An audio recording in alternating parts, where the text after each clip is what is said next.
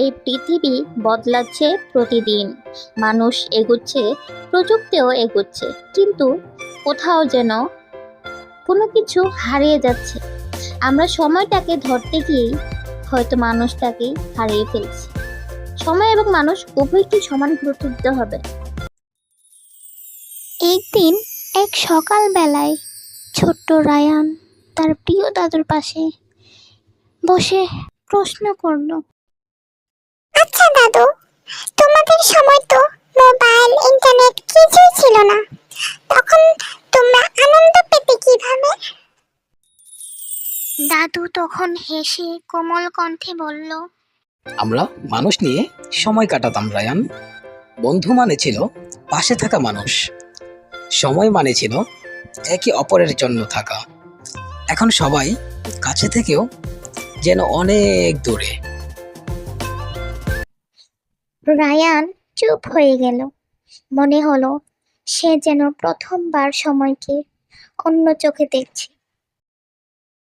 পরদিন স্কুলে রায়ান দেখল সবাই ক্লাস শেষে একসাথে হাসাহাসি বা খেলার বদলে ফোন নিয়ে মগ্ন।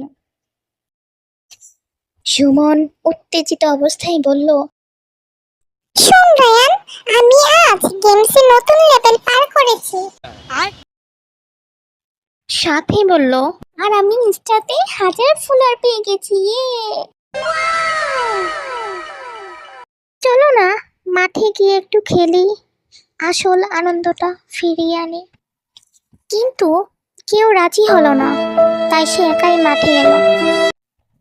রাতে বাড়িতে রায়ান চাইলো একটু কথা বলতে মা বাবার সাথে, কিন্তু কেউ রাজি হলো না রায়ানের সাথে কথা বলতে। মা, আজ স্কুলে কি হয়েছে জানো? এখন অফিসের কাজ আছে, পরে কথা বলি বাবা। রায়ান মন খারাপ করে তার রুমে চলে গেল এবং সে ডায়েরি খুলে লিখল, আমরা সবাই একই ছাদের নিচে আছি, তবু একে অপরের থেকে অনেক দূরে। রাতে দাদু তাকে কাছে টেনে নিয়ে বললেন, আমাদের সময় ছিল কষ্টের, এখন সময় সহজ, কিন্তু মানুষের মন পাথর হয়ে গেছে। তাহলে আমরা কি করতে পারি দাদু? সময়কে আয়নার মতো ব্যবহার করো রায়ান।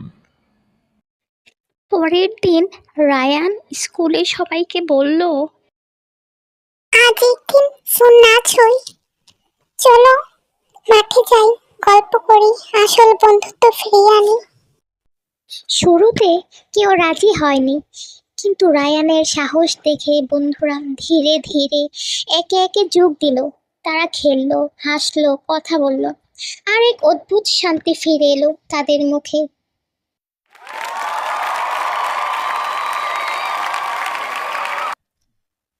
বাড়িতেও রায়ান নতুন নিয়ম চালু করলো, প্রতিদিন 1 ঘন্টা ফোন ছাড়া পরিবারের সময়। আজ অনেক দিন পর আমরা সবাই একসাথে গল্প করেছি, একসাথে টিভি দেখেছি, একসাথে খাওয়া দাওয়া করেছি। হা হা, ঠিক বলেছ, যেন পুরনো সময়টা ফিরে এসেছে। সময় বদলে যাবে, প্রযুক্তি বদলে যাবে, কিন্তু ভালোবাসা, সম্পর্ক আর মনুষ্যত্ব যেন কখনো না বদলায়। সময়ের সাথে বদলিও, কিন্তু সময়ের জন্য মানুষ হওয়া বলে যেও না নাতি। সময়কে হারিয়ে ফেলুন, বরং সময়ের ভেতর মানুষকে খুঁজে নাও। প্রযুক্তিকে ব্যবহার করো, কিন্তু হৃদয়কে বন্ধ করে দিও না।